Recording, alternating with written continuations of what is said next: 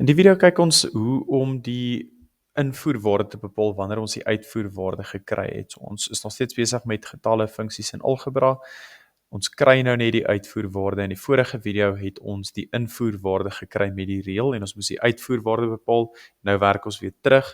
So wanneer ons die uitvoerwaarde het en ons moet kyk watter reël moes ek toepas op 'n sekere invoerwaarde om daai uitvoerwaarde te kry, gaan ons die inverse verskriklike woord, inverse berekening doen.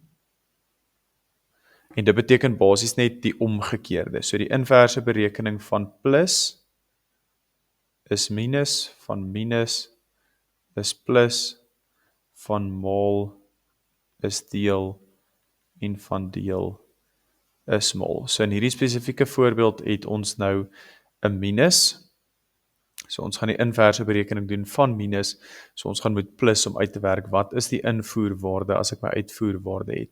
So basies wil ons weet, wat as ek daai sekere reël toepas, gee vir my 2.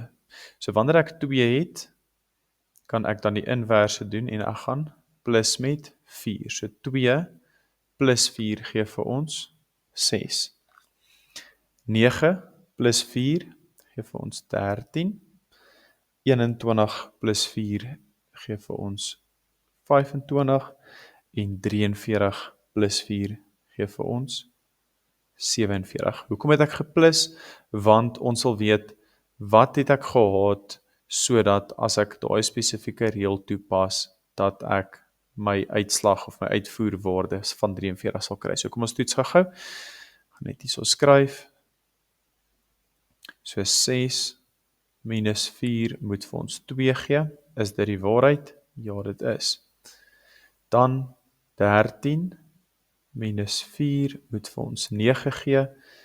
En dit is definitief ook so. 25 minus 4 moet vir ons 21 gee. Daai is ook korrek. En dan die laaste een, 47 minus 4 gee vir ons 43. So daai is 4 punte.